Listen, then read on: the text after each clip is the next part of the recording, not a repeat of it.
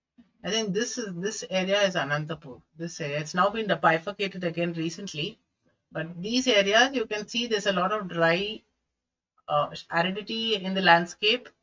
Can you see this? Yeah, this approximately this area is Anantapur. All this area, something. I can't show you the district map here, but this is Anantapur. As you can see, these areas are extremely dry and arid. Can you see that? So there you don't have, see, this is a small fault line where you have a little bit of greenery here. There's some rich patches of greenery are there, but there's also sand dunes. In fact,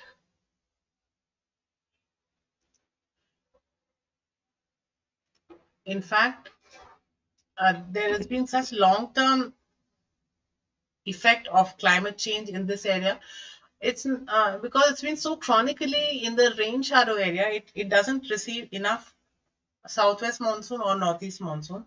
So, and there are repeated droughts. 6 years out of 10 years are drought ridden in that area because of lack of rainfall. And chronic drought or chronic inadequacy in rainfall means it leads to drought and aridity and desertification and famine. And chronic years of famine has led to desertification. So there is cactus has become endemic to, and the groundwater had depleted to more than 900 feet in some areas. 900 feet, or say approximately 300 meters below the ground. The government of Andhra Pradesh declared it as being in the process of desertification in 1994, and they took up combating desertification on a war footing. They empaneled some 10 NGOs per district, and they literally did it on a war footing.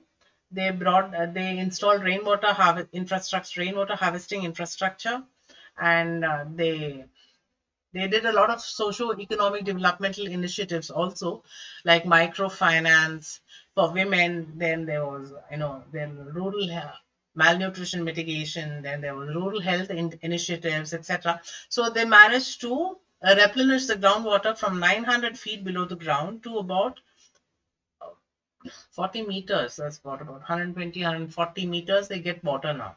140 feet from the ground surface, they get water now. On other places, I've been told that it was they can get water within 4 meters on a hilltop. I have seen pictures, but it needs to be, shall I say, uh, fact checked, or it should be creditably uh, coalesced or acquiesced by the accredited sources to say that yes, this has happened. But there has been a replenishment. A very vast and very successful replenishment has been there in Anantapur. So that's one of the causes of that's one of the hydrometeorological disasters.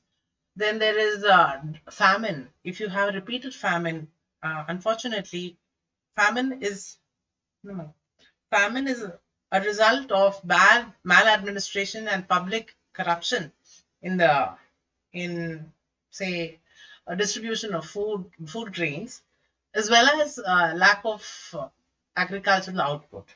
If there is a repeated drought or a chronic drought for spreading across decades, then yes, after agricultural output and food grain production will be affected. And then obviously distribution of food grains becomes a matter of corruption.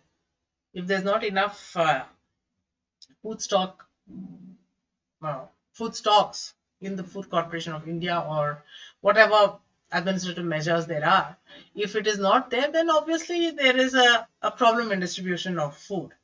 And that can lead to poverty, it can lead to starvation, it can lead to so much more. If you have starvation and deaths because of starvation or deaths because of food scarcity, that's a very big tragedy. In today's day and age, we cannot afford to have starvation related deaths. But this happens sometimes in tribal areas, in reserve. In some places it happens, unfortunately. And one thing which I have to say, Mr. Guru Prasad, there have been occasions when I went to Gujarat, Orissa to do the research after Phylin. Uh, I was told that if there is not enough food grains that are distributed to us by the governments, we resort to millets as an alternate source of nutrition. And that has become now something called, there's a millet mission in the government of Orissa. So they use millets as an alternate supplementary food source of food and nutrition for marginalized communities, because if they don't have access to food grain distribution because of poverty, then it can be very tragic circumstance. So now they have the millet mission. I think it is also it's a joint initiative between the government of Orissa and the MS Swaminathan Research Foundation in Orissa. There are 4 districts where tribal districts which are benefiting from this kind of yeah, food grain distribution. So these are the kind of shall we say, perceptive, imaginative measures we need to undertake to mitigate or disaster, the manifestation of disaster. What causes sea storms? Sea storms, it could be short-term climate change, extreme weather events. It could be cyclonic storms. It could be just sea storms. Sea level rise is creating a lot of floods and flash floods, etc.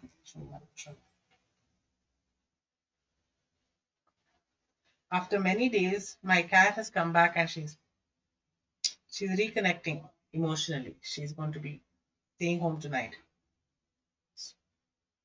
Yeah. What are the possible causes of these geological and hydrometeorological hazards? No, this is a very interesting question. There is something called the El Nino current. The El Nino current is triggered by from what we know as of now in current thought, it is triggered by submarine seamount activity. When seamounts erupt, like for example, right now, I think it's, what is the silent set of islands called? One second.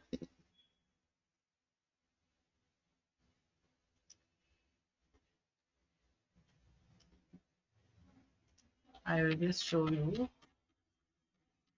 This is where the Tonga thing is happening. Let's see better. This area, this is where the Tonga eruption happened in January this year. This area has become extremely active in seabound activity since 2012. That area, which I just showed you, of on the New Zealand fault line, so to say, from between New Zealand and Tonga, that area has become extremely volatile. That is the area where normally seamount activities trigger El Nino southern oscillation. I have to recap this for you, the El Nino southern oscillation bit.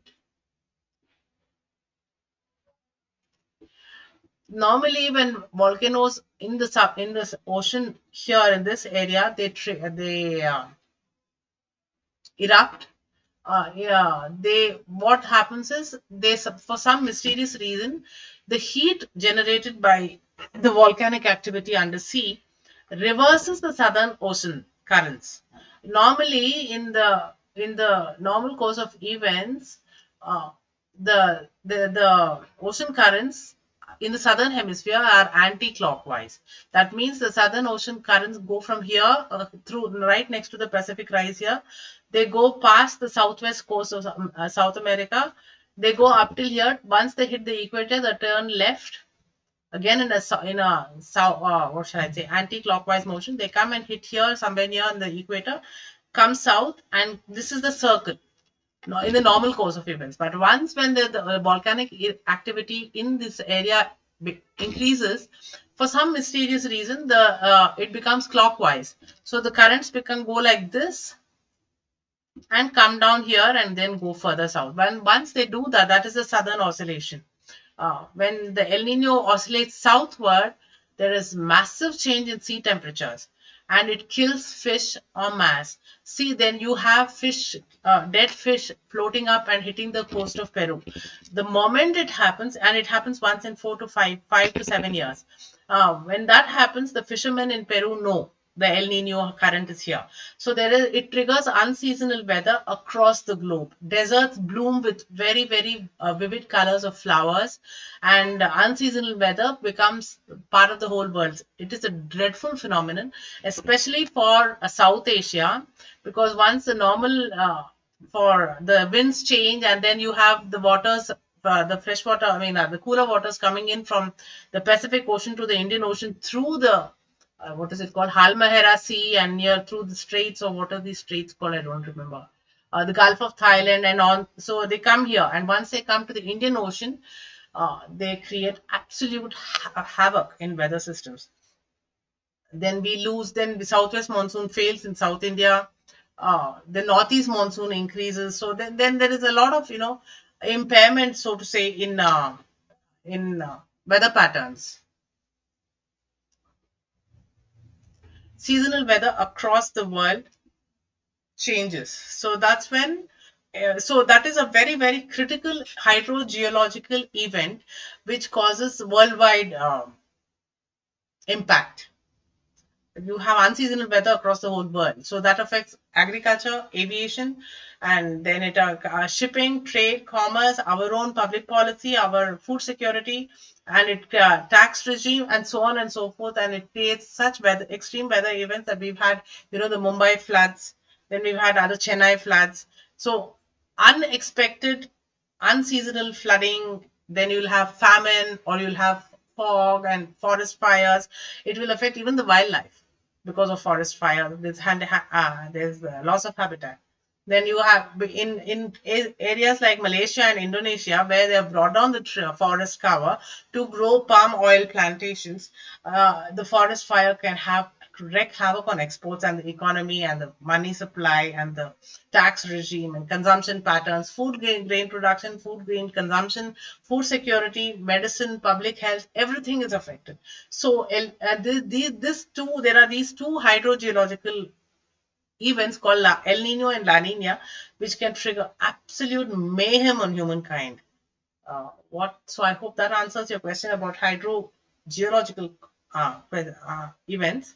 Hydrometeorological events, hazards, like I said, they are all affected by El Nino. So one god-forsaken submarine volcano in the Pacific, which might not have been discovered, might not have been documented or studied, they can create havoc on humankind in Russia, in everywhere. By the way, Russia has been documenting some volcanic eruptions in the Far East, in Kamchatka and Siberia. In Kamchatka largely, and they're unpopulated areas. Hence, they've not had impact on humankind or populated places, but they have had impact on shipping and weather systems across the North Pacific, Japan, Hokkaido, the Aleutian Islands, and so on. There are impacts which we might not be able to feel here, but microclimate is affected in every part. So I hope that answers your questions. What are the hydrometeorological hazards in the Philippines? The Philippines, Vietnam, Japan, Taiwan, these countries are extremely vulnerable to tornadoes. I think in the West Pacific it's called typhoons. Typhoons and tornadoes. Typhoons and tornadoes.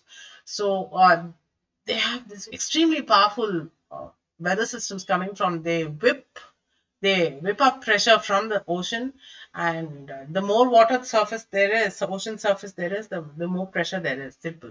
So they whip up this kind of pressure, they whip up these kind of cyclonic systems, and they lash land. In Japan and in Vietnam, I know that the cyclone season is between July to December. But the Vietnamese have grown. They have agricultural rotation of crops. Going around, they factor in this kind of weather systems to have their, shall we say, their agricultural calendar is in sync with the weather there, obviously. So but they still have such high productivity. They have avocados. Their horticultural produce is unparalleled. They have mangoes throughout the year. 12 years or 12 months of the year, they have mango production. And then they have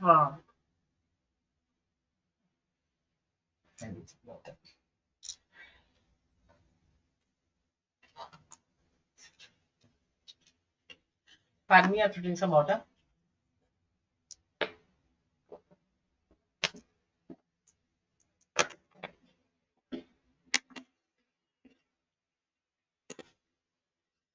They have fantastic horticultural produce, rice production. They are the fifth greatest rice exporter in the world. They have the fish diversity and the aquaculture and seafood diversity is also unparalleled. So they have a very rich agricultural and horticultural inheritance, and it's a great place to do agricultural trade. But in the Philippines, it's yeah, Philippines is also very vulnerable to both volcanoes, earthquakes, and these kind of typhoon. Similar is the case with Japan, with Taiwan, Vietnam, the Philippines, and some parts of Indonesia which are there. The Tonga also is there. There are many countries in that realm. Let me just show it to you. In that area, it's not just the Philippines. Let me just show it to you. This area is what we're talking about. Yeah, this is Japan. Then this is Taiwan. This is the Philippines. Then you have Papua New Guinea. Then you have Solomon Islands. And then you have Hong Kong and some parts of East China, the coast of China, South China's East China Sea. So the coastal China, some parts of it, Korea, some parts of, and here it is Siberia. So this is Sakhalin, and this was Kamchatka, what I was talking to you about just now. So these areas are extreme, not so much the temperate zone, but the tropical parts of this area, like the Philippines, Taiwan, Vietnam. There's Vietnam. Vietnam is here. This is all China, Hong Kong. Then there are the Spratly Islands. This is Borneo. Then there is the Sulawesi. This is Papua New Guinea, and this is New Guinea itself. West Papua and Papua New Guinea. This is Sulawesi. All these areas are extremely vulnerable to sea storms from the Pacific Ocean. You're right about that. Vietnam and Philippines, although Philippines shelters the Vietnamese coast to some extent, but many of the sea storms come to this area and then they whiplash Vietnam. Oh, the kind of temperature differences you see between North Vietnam and South Vietnam, or even the amount of rainfall that this place receives. This is Korea, right?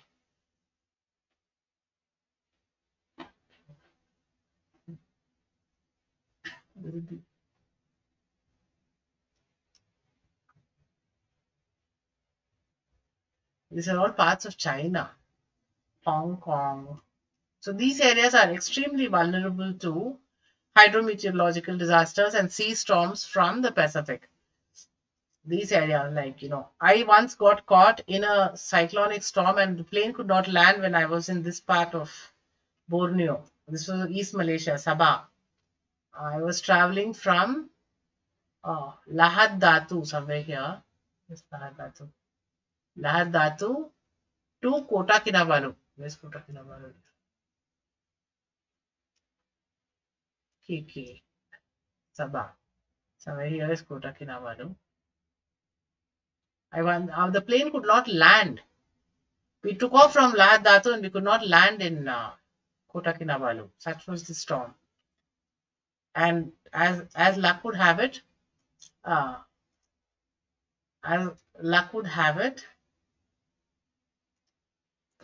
my mother was seated in the front of the plane and I was seated in the back of the plane, and the plane was listing. We could not even land in Kota Kinabalu. You can imagine.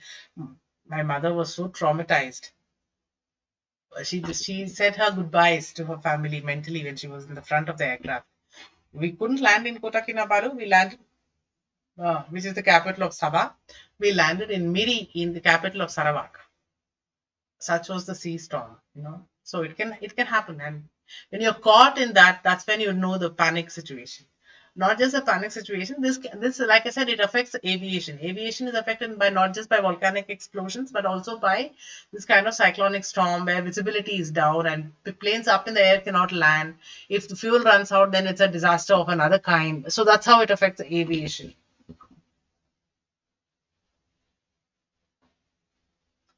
So let me come back to your question. What are these? Philippines is affected by volcanoes, seismology, that is earthquakes, and severe storms. These are the three general categories of hydrometeorological and hydrogeological hazards in the Philippines. How can the effects of hydrometeorological hazards be reduced? Yeah, for that, I mean, that is totally disaster mitigation or disaster risk reduction. Food stock should be well stocked. Food grains should be well stocked, and rations per head. Food grains, and not just food grains, but also clothing, medicines, essential medicines, and then water bags, then maybe toiletries, personal toiletries, menstrual hygiene products, sanitary ware, maybe shaving cream for men, and so on, have to be prepared on a per capita basis by the administration and given in go bags. The survivors of any of these hazards will have to be uh, shall we say, will be displaced, and they have to be rehoused in multi-purpose disaster shelters. Every person should have a per capita access to certain food rations, food grains, medicines, clothing, basic things. For a minimum of 45 days, they should be well stocked. And if in countries like Myanmar, Bangladesh, India, Sri Lanka, Indonesia, which are all not, I mean, India may be a economically more powerful country, but we don't have per capita disaster risk reduction. That is why it is necessary to have a per capita measurement of disaster risk reduction strategies. There should be disaster shelters which can house a minimum of, say, 100 people or 150 people or 1,000 people in a disaster. And each one should have access to a toilet, a clean toilet, and they should have access to breakfast, lunch, 3 meals a day, 2 to 3 liters of water for consumption for direct drinking purposes, and they should have a minimum of 45 liters of water per day for including for bathing and usage of toilets, and they should have enough food which covers their nutrition and food security for a minimum of 45 days. So these kind of measures have to be taken on a per capita basis. That means it has to be planned. The resources have to be planned and implemented economically and fiscally on a per capita basis for a set of population in a particularly hazard prone zone. Now, people living in Bangalore are not very prone to disasters, by and large, but we are also vulnerable to urban floods. Yeah, and or we're not so much volcanoes and earthquakes maybe, but who's not vulnerable to floods, urban floods, terrorism? These are and other effects of climate change. You have heat waves and cold waves, and then you have flooding and famine and flash floods, and maybe there are droughts and dry areas, aridity, desertification, and epidemic. Let's not forget, COVID was a real shocker for us. COVID was the lesson in epidemic management, so to say. So yeah, you have all these factors all these events which will teach us lessons, and those lessons have to be implemented for the future disasters. Can volcanoes regulate hydrometeorological disasters? Oh yes. See, you can see that if there is, it's considered, volcanoes are considered as a regulator of climate change itself in the long term. Uh, but if you have a super volcanic eruption, we came close to it this year when the Tonga eruption happened. When the Tonga eruption happened, it was the volcanic explosivity index was actually smaller, but than say Krakatau or Yellowstone, or it was close to Pinatubo's explosion in 1991. But it was so massive, it was so huge in its impact. It went to the stratosphere, 55 kilometers above the surface of the earth or the sea, and it created so much of pressure in the atmosphere that it has led to short term. We are already seeing in the next 18 months after the explosion, they will measure the impact of it on the weather systems and things like that. But there was atmospheric pressure was affected by the explosion of the seamount. In fact, it created so much pressure on the surface of the sea that pressure itself triggered tsunamis. And tsunamis that were 60 feet in height were Pacific Ocean wide. Such was the enormity of that particular volcano. Be that as it may, it can regulate the temperatures because if there is so much of ash plume, then there is that much of blockage of the sun rays, and because of the blockage of the sun rays or the heat or the humidity therefrom, then it can create shall I say, it can cool the planet. In fact, the Tonga volcano's explosion, it is said, has already cooled the planet by zero point 0.6 degrees, which is halfway mark, which what we are considering, what the Paris 2015 agreement is all about. We are supposed to bring it down by two degrees. So to that extent, the Paris agreement says bring down the global temperatures by 2 degrees by 2030. So if you have one more supervolcanic explosion in the next decade, or yeah, before 2030, it can bring down that temperature. But question is whether that temperature will stabilize and remain at that rate, or and if it has reduced by zero point 0.6 centigrade already in the past 6 months, will that remain, or will that be stabilized for another decade? How long will that reduced temperature last? That is a matter to be studied. In fact, when Pinatubo exploded in the Philippines in 1991, it brought down the global temperature by, I think, 2 degrees centigrade over a period of 2 years. So that's how volcanoes can regulate climate change and weather temperatures globally. I hope that answers your question. How are hydrometeorological hazards mitigated? Wow. Uh, the for mitigation, the measures are like this. I said you have to build up disaster shelters, multi-purpose disaster shelters. It's all coded now in Sendai framework of human development and disaster risk reduction. So you have to have extremely efficient public transport. You have to have inclusive human development index, because this is how when you incorporate all these kind of mitigation measures in the rural areas, like say, I'll tell you with Nicobar as an example. Nicobar, I mean, the Nicobarese administration thinks the only thing they have to be prepared for the next disaster is the only disaster that will happen in Nicobar, according to the administration, is another tsunami of the scale of the Asian tsunami. They don't know of other things. Any other. So, but they have built up disaster shelters now. In every village in Nicobar, you have a disaster shelters, and they are well equipped with ambulances. Then they have beds and mattresses and food grains and food stock production and human development index and all that, but they're not prepared for sinkholes and flash floods. Flash floods can ruin the landscape in seconds. So it's impossible to be completely, shall we say, disaster ready for all hydrometeorological disasters. But one way, a significant way, is to increase the human development index. You have to have good public transport. You have to have inclusive human development and economic development, which includes the shall we say, the requirements of differently abled people, of marginalized communities like the tribals and so on. So yes, so that is how you have to how you have to mitigate. But in Karnataka, which is so well developed, you don't have disaster shelters. In every village you have to have disaster shelters. Every village needs to have 10,000 fruit trees, so that you can bring down the you can do your two bits to bring down the global temperature rise. uh, so there's a lot that needs to be done. Power's gone. This is gone. I'll have to. I mean, electric.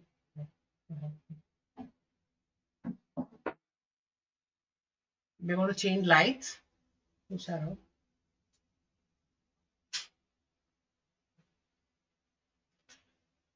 The battery just died. I'll have to switch off. So that is how we have to be prepared. I hope that answers. What are the measures to be taken by governments to mitigate hydrometeorological disasters? The measures, yeah, the government has to take the responsibility. Like it could be building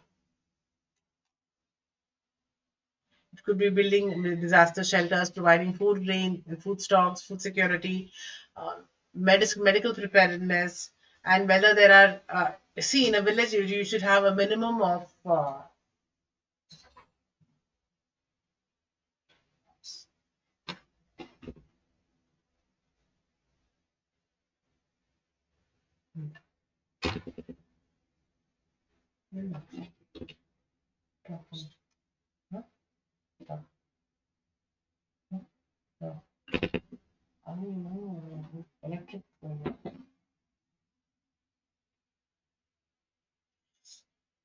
battery just ran out. Now I'm going to get another light fixed. It's a beautiful moth on the umbrella there.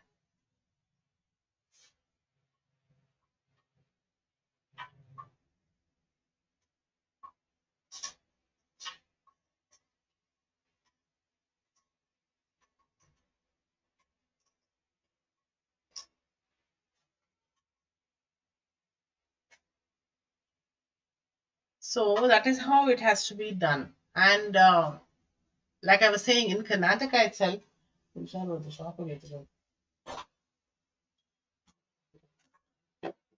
in Karnataka, though it's such a well-developed state, we don't have the World Bank loan that was sanctioned for construction of multi-purpose disaster shelters have not been uh, built and used. Then you on another shall we say on another scale, there are people who are living with issues, mental health issues. Let's say there are people who are living with schizophrenia, manic depressive psychosis. There may be people with bipolar disorders, or there may be spastics and mentally retarded people who may not be aware of natural calamities or how they should be prepared, or even people with disabilities and people living with differential abilities. It's not easy for them to be prepared for a disaster or a calamity. If you're a senior citizen, then or if you are a differently abled person, you're a differently abled person. How are you prepared? How can you be prepared for the next calamity? If it's only a tsunami, I mean, if it's a tsunami, like it can't be only a tsunami. A hydrogeological disaster like the Asian tsunami can be powerful. How do you rescue people?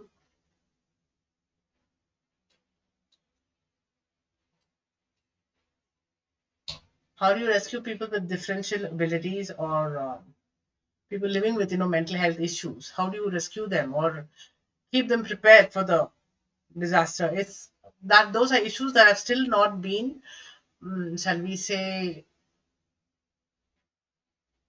affected, or shall we say, it's not been dealt with by the disaster risk reduction community.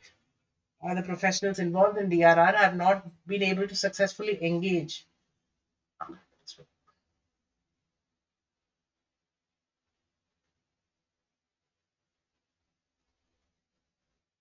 That's better. Oh, okay, that's enough. Smart.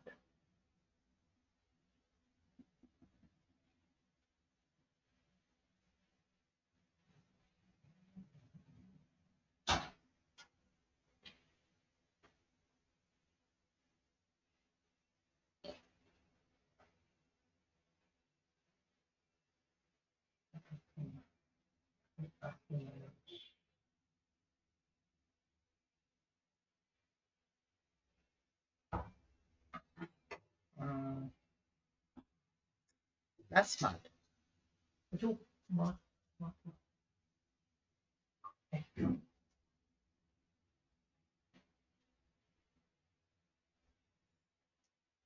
No, no.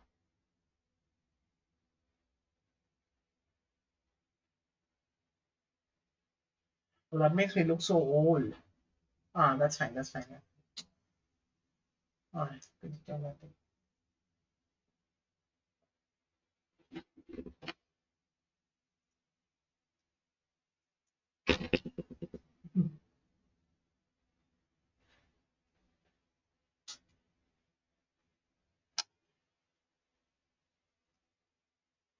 Oh, please. Okay. I wish to take a small break, and I'll come back to you. What are the measures to be taken by governments to mitigate hydrometeorological disaster? I just said that. Okay. One more question.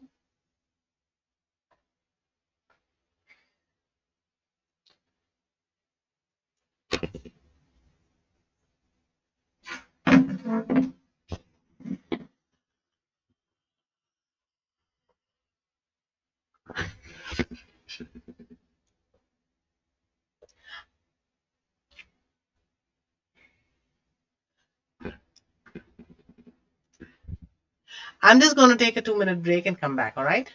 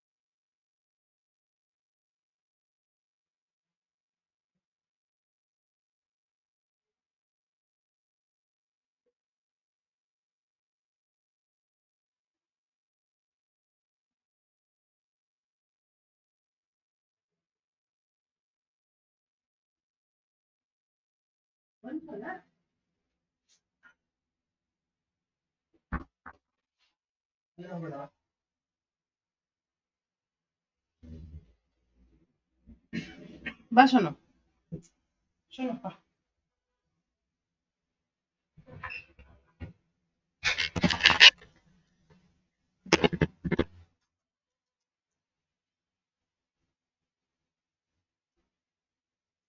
Yeah, hi. Another thing I forgot to say what governments have to do is to conduct mock drills.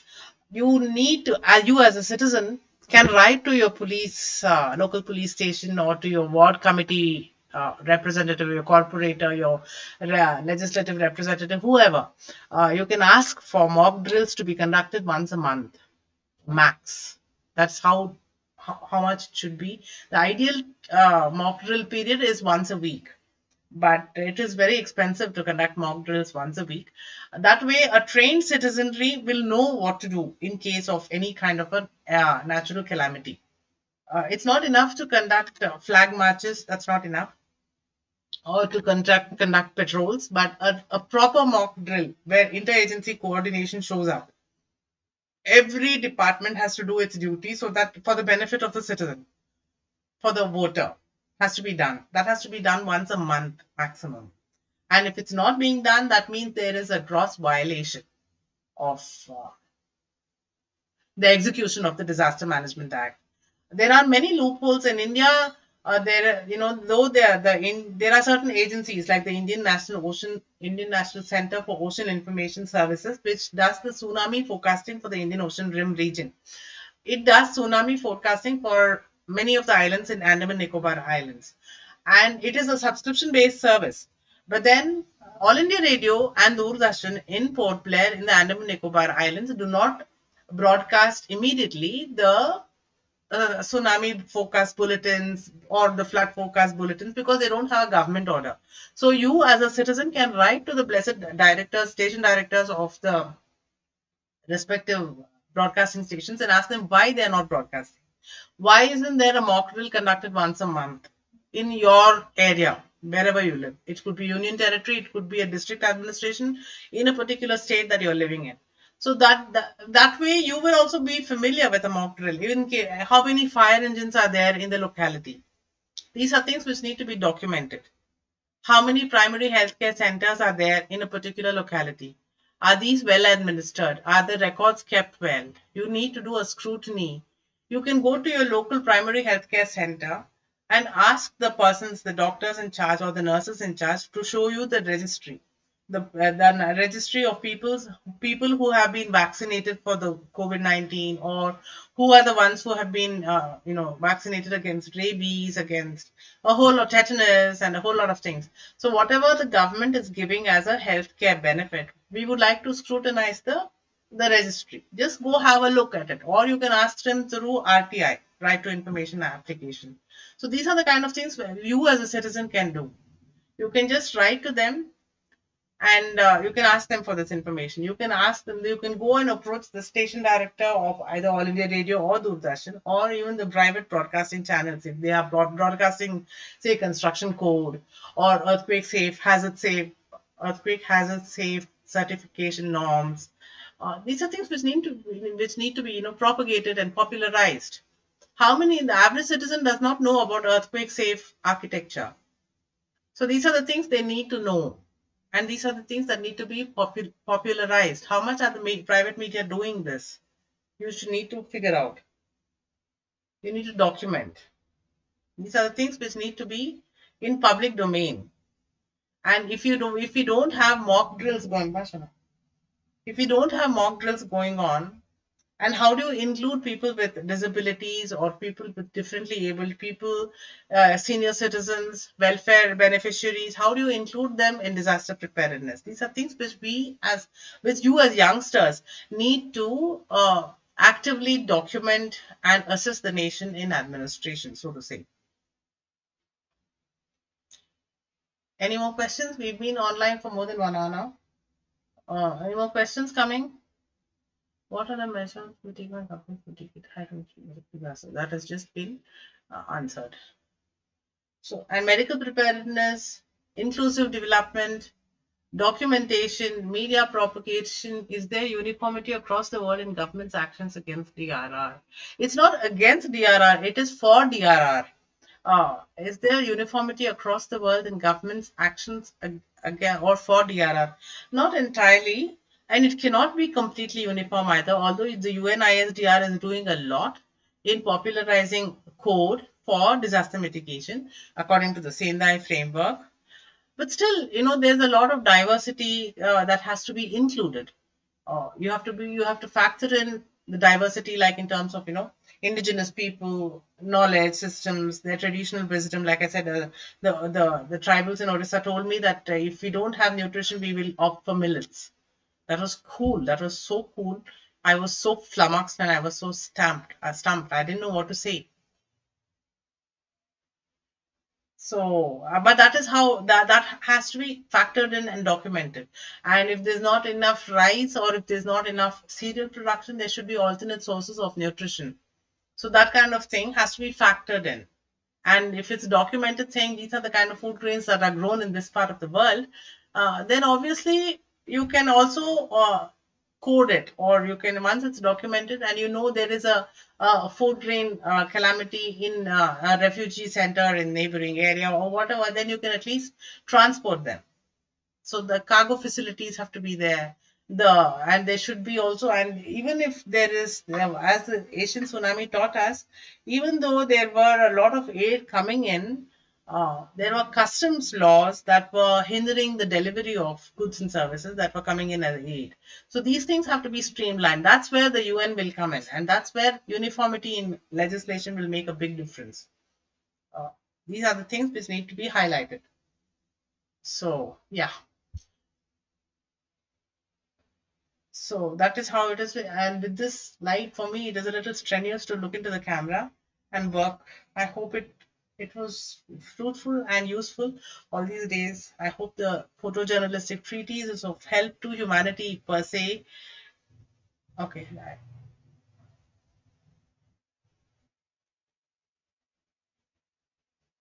I believe there will be two more questions.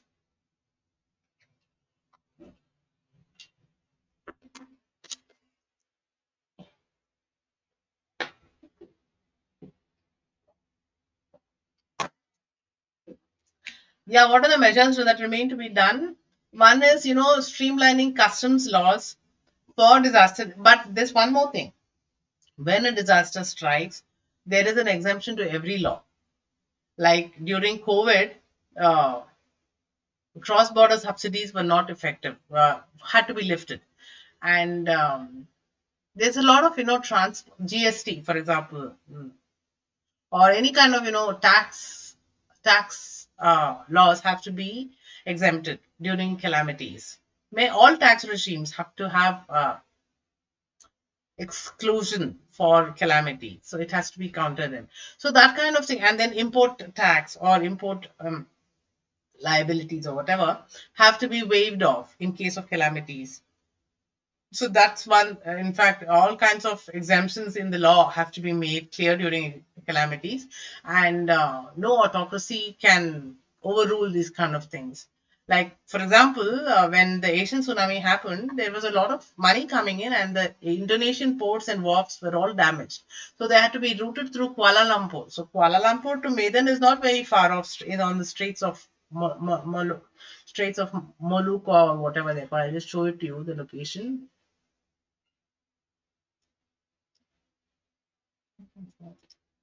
See, when the Asian tsunami happened, this is Malaysia, and somewhere here is Kuala Lumpur. Yeah, here is Kuala Lumpur.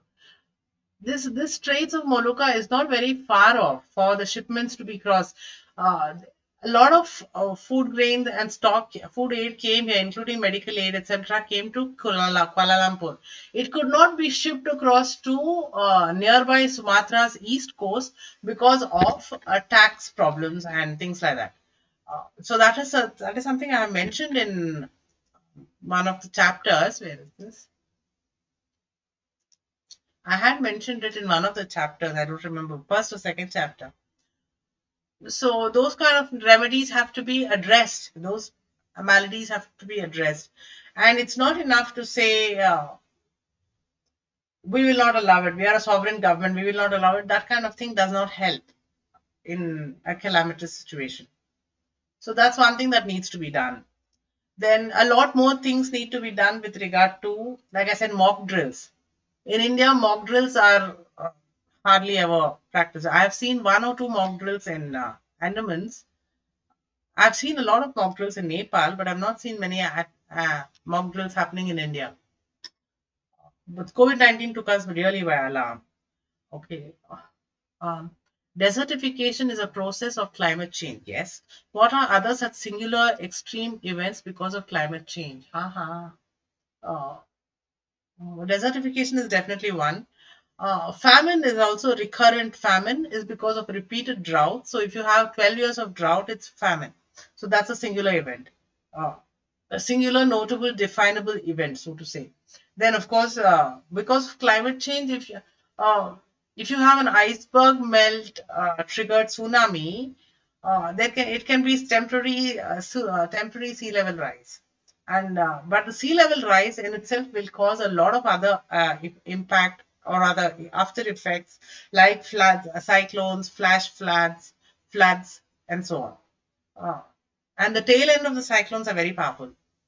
So that way, and then what other events can we think of? Avalanches because of climate change. Uh, Avalanches are largely because of seismic trigger or because of glacial melt also, but it's significant. I mean, it's called the repose, the angle of repose at the top of the cliff or at the top of the summit is what triggers. The angle of repose can shift the snow base and it can trigger avalanches. So avalanches are not necessarily because of climate change; they are rather because of seismic uh, factors in the mountainous areas, or it could be because of heavy snow and the angle of repose shifts there. Blizzards, all of them are singular events, like I said, avalanches, blizzards, cyclones, uh, then, yeah, what else? Cyclone, it's a cloudburst. Then you have so climate change is a thing in itself. Then you have D is drought and desertification. Drought can be short term or long term manifestation of climate change. Then you have for D you have drought and desertification. Then for E you have El Nino epidemics and earthquakes. Earthquakes is a it's a geological thing. It's not hydrometeorological. Then you have floods, flash floods, famine, fog, forest fire, fugue. And then you have in H you have hailstorms, and then you have mudslides, landslides. All of them can be singular events. Landslides are very powerful in the Philippines and Japan and Vietnam.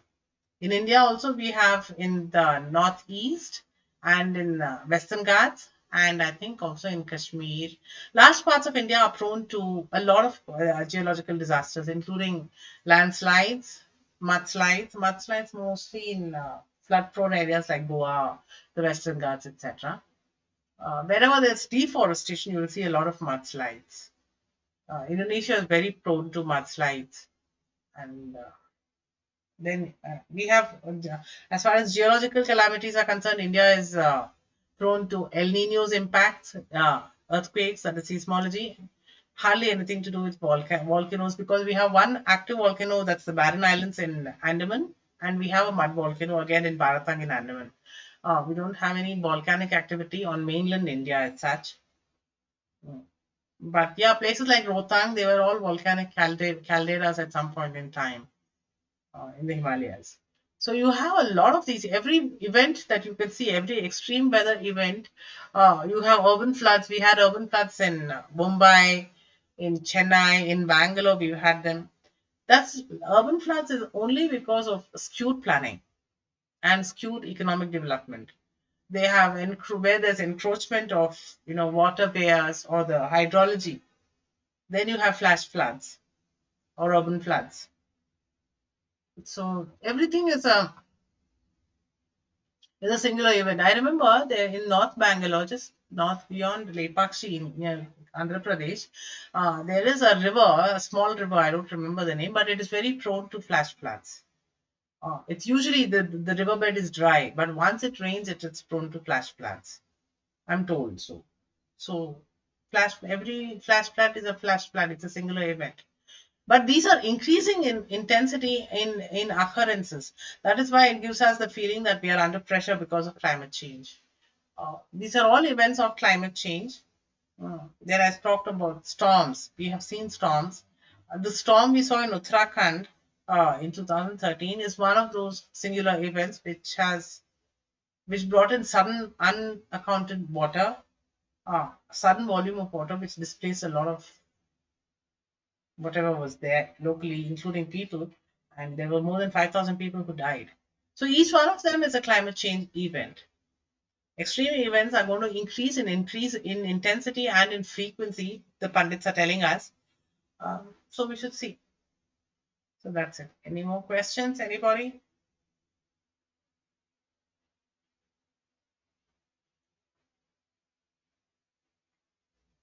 Okay. So thank you so much for tuning in. And like I said, please do your dutiful your 2 bits of duty by writing to the local administration and asking for more, what's it called, mock drills. Please write an account and ask them for accountability.